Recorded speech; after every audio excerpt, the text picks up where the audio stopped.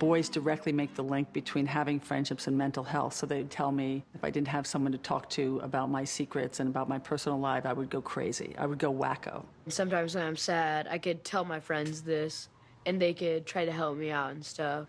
At 11, 12, 13, 14, boys tell these very passionate stories about other boys and wanting to be friends with them and wanting to share secrets. This one boy described how he was having difficulties with his parents understanding him, and the person who saved him on a daily basis was his best friend, who he felt really loved him unconditionally. Starting when they're about 15, 16, 17, the language shifts. You hear boys actually talking about their struggles in their friendships, being hurt by other boys, feeling betrayed by other boys, wanting to have intimate friendships, not knowing how to find those friendships. From middle school, I had 4 really close friends, and we did everything together. Once I went into high school, I struggle finding people I can talk to about things because I feel like I have to deal with it myself.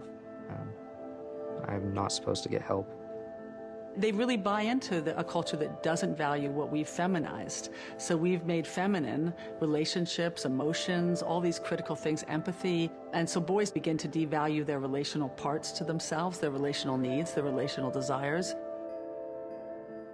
In good times, guys are like really close to each other and they're really good friends with each other and they interact a lot. But when things get a little bit worse, it's more like you're on your own. One of the adolescent boys described it as, if you spill your guts the way that girls do, if you tell somebody how you really feel, then they can use that against you at any time. So the loss of the intimacy in their friendships, feeling oftentimes for many of our boys very lonely, very isolated. They really enter into a culture of masculinity that makes these bizarre equations that male intimacy has to be about sexuality. They'll start saying things like, I feel close to him, no homo. He's cool, no homo. So this constant illusion that any sign of intimacy is going to be perceived as potentially gay, they understand that if you're straight, you have no desire for male intimacy. We don't do that with women, we do that with men. Each of them is posturing based on how the other boys are posturing, and what they end up missing is what they each really want, which is just that closeness.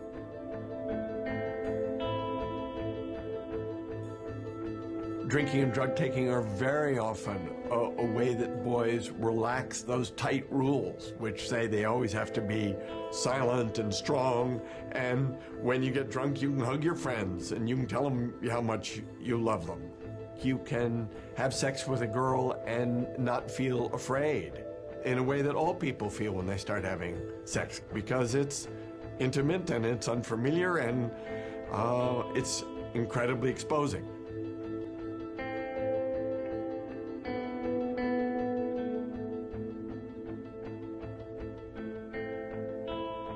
It's not just acceptable that teens are drinking, doing drugs, and having sex. It's expected and sometimes looked down on if you're not doing that. You feel out of place if you're the only sober one there. To the break of dawn, yo! Welcome to the party, fire up your engines. We're gonna light them up and blow the hammer down. Welcome to the party, we're just getting started. We're gonna play it loud, yeah. If you're ready, let me hear you shout.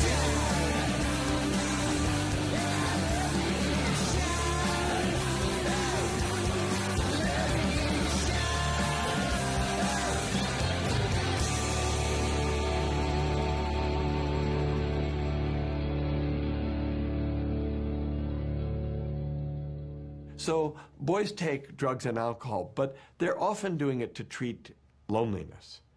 When they're lonely or in a lot of psychic pain and they don't have the words to put it into language, they take to drink and drugs to blot it out.